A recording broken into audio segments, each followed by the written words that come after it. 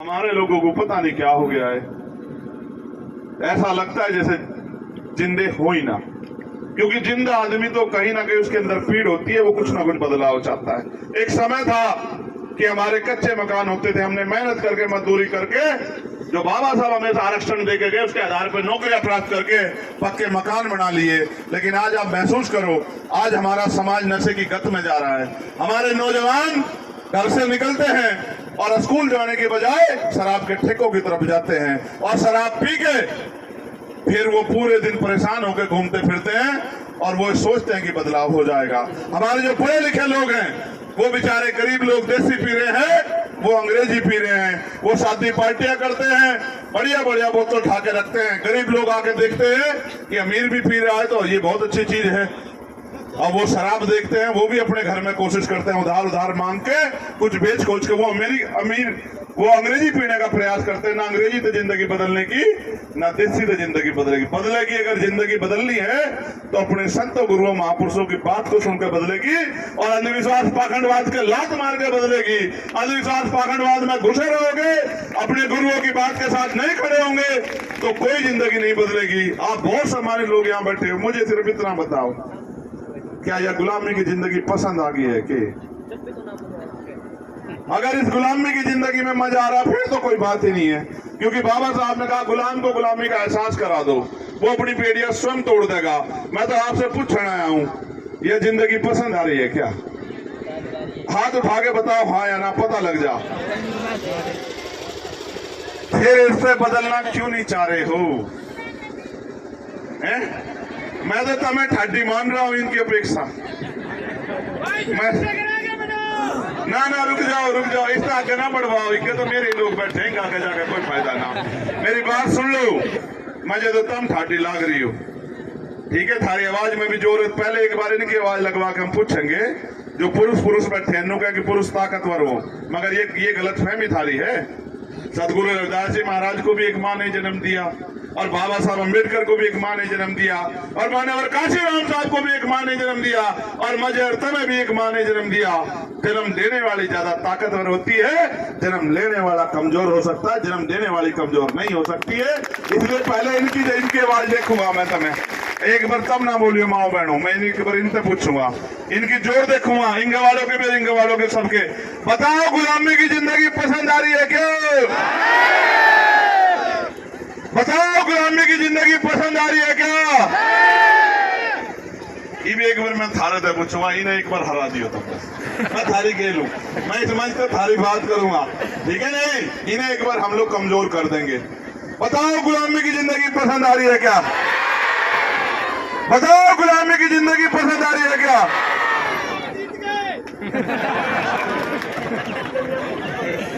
महाराज जी काम करते नहीं, जीत के बता रहे हैं। सुनो, इनते जीत का क्या लोगे, ये तो हमारा ही परिवार है। जीतना जिनसे उनसे जीतने को तो मैं कह रहा हूं, समझ रहे हो नहीं समझ रहे हो? इनसे जीत के क्या करोगे? देखो मेरी बात सुनो, आप तो पुराने लोग हो, सब समझदार लोग हो। किसान बीज गेर तो पता लगा ले फसल कैसी होगी, आप तो सब जानते हो। मैंने तो नौजवानों को जिनको कहते थे कि नौजवान नो से क्या होते, मैं नौजवानों में इतना बल पैदा कर दिया कि ये समाज के सम्मान के लिए गर्दन कटवा तो सकते हैं लेकिन झुकड़ नहीं देने के, मैंने इनमें इतना बल तो पैदा कर दिया है। अब अगर आप इन्हें आशीर्वाद दे दो, और मैं कह रहा हूं हर आदमी की एक उम्र है, आपने भी खूब मेहनत करी, लेकिन क्या ये इतनी जोर रह गए क्या? ये जोर का काम इन्हें दे दो और इन्हें आप आशीर्वाद दे दो, तो मैं लिख कर कहता हूं कि कुछ ना कुछ बदलाव इसी बार हो जाएगा। और अगर आपने ईमानदारी से, क्योंकि मैं भी हरियाणा माँ के महाराज जी लोगों, मैं आपको विश्वास से कह रहा हूं, महाराज समनदास जी को भी, महाराज सदगुरु रविदास जी महाराज, बाबा साहब को और आपको भी, और अपने सारे समाज को, कमजोर हक वंचित समाज को, मैं पूरी जिम्मेदारी से बात कह रहा हूं कि मैं भी हरियाणा माँ के लगूंगा, क्योंकि ये जुल्म देखा नहीं जाता, ठीक है? भले ही मैंने जन्म वहां लिया उस माँ की कोख से, लेकिन मैं माए बहने तो मैं सबको मानता हूं, लेकिन जब आपके साथ कोई अन्याय हो तो फिर देखा नहीं जाता। इसलिए मैं भी आके यहाँ लगूंगा। मेरा एक अपना चुनाव है पार्लियामेंट का, मैं उस पार्लियामेंट का चुनाव खत्म करके लोकसभा का, अगर मुझे समाज ने आशीर्वाद दिया, हमारे लोगों ने वहां मदद करी, सदगुरु जी के आशीर्वाद से अगर मैं वहां कामयाब हो गया, फिर भी मैं हरियाणा आऊंगा, क्योंकि मेरे वहां कामयाब होने से हरियाणा का काम आसान नहीं होगा। हरियाणा का काम आसान तब होगा जब आपके बीच के लोग आपके अपने बच्चे कुर्सियों पर जाकर बैठेंगे और उन कुर्सियों में कलम की ताकत होगी और वहां जाकर फैसले करेंगे। क्योंकि कानून बना तो बाबा साहब गए हैं, लेकिन कानून लागू कराने की ताकत सरकार में है और नए अवसर पैदा करने की ताकत भी सरकार में। और मैं आपको जवान देकर कह रहा हूं, मैं कभी देखो, मैं आपको ये भी बता दूं, आप किसी के दर पे मत सटे कि आओ।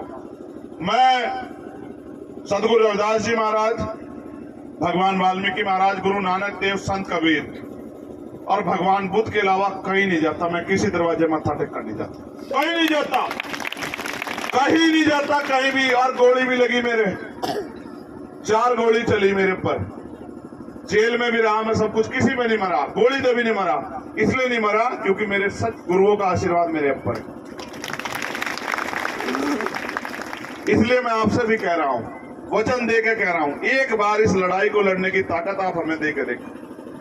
फिर आप देखो कैसे आपके क्षेत्रों में विकास की नई योजनाएं आती है, कैसे आपके क्षेत्रों में इंडस्ट्रियल एरिया लग के आपके बच्चों को घरों पे, बहनों को घरों पर रोजगार मिलते हैं, कैसे आपके क्षेत्रों में बड़ी बड़ी योजनाएं आके आपकी तरक्की होती है, कैसे जो बैकलॉग या खाली पड़ा अपने भाइयों को रोजगार कैसे हम लोग देते हैं, कैसे जो है अच्छी पढ़ाई की व्यवस्था कराते हैं। आप ये महसूस करो, अमीर का बालक तो बड़े से स्कूल में घुस जा, लेकिन गरीब का बालक भी घुस पावे क्या?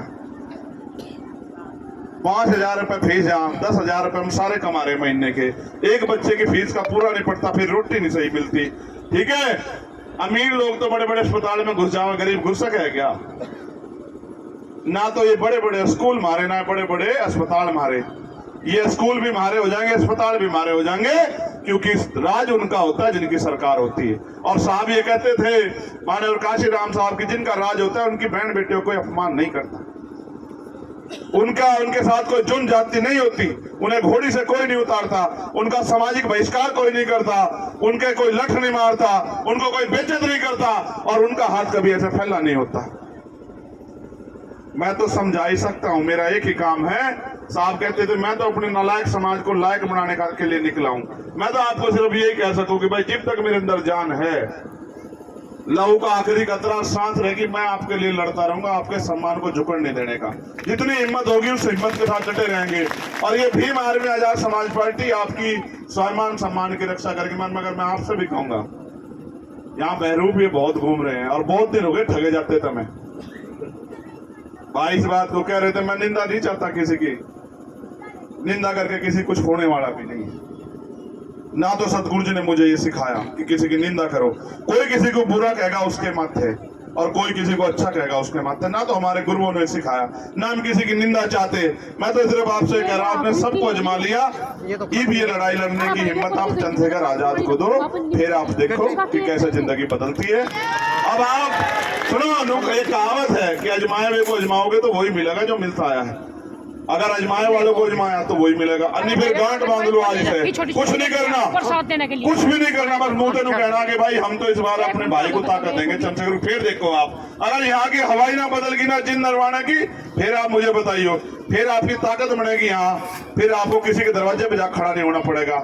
और एक बहुत सारे पर्चे मेरे पास आए और एक पर्चे में लिखा हुआ है, एक क्या बहुत सारे पर्चों में एक ही बात लिखी, एक और पर्चा लग रहा है कि यहाँ भाई है पोलूराम पुनिया जो 36 साल से जेल में है, ये भी समाज की नाक है हमारी और सरकार से रिहा नहीं कर रही।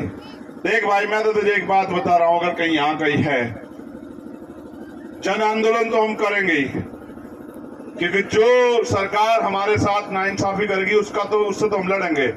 लेकिन अगर हमने ताकत बना ली तो जिस दिन हमारी सरकार यहाँ बनेगी या हम ताकत में सहसित में होंगे, अगले दिन कोई नाइंसाफी हरियाणा में नहीं होगी। अगर उससे पहले हम काम करके आगे बढ़ गए तो बहुत बढ़िया बात है, अगर देर होगी तो जिस दिन हमारा ये राज का काम यहाँ मजबूत हो जाएगा, उसी दिन बाहर भी होगा हमारा भाई और हमारी लड़ाई में भी हमारे साथ रहेगा और कोई किसी गरीब के बच्चे को जेल भी नहीं भेज पाएगा। इसलिए मैं आपसे आग्रह करूंगा, ऐसा मुट्ठी बंद करो सारी माए बहने, ऐसे मजबूत होनी चाहिए मुट्ठी, नहीं मजबूत नहीं बन रही है। क्या बात है, रोटी नहीं खाइए की है? मैं एक बार देख लूं किसकी मुट्ठी नहीं तन रही, मैं एक बार देख लूं।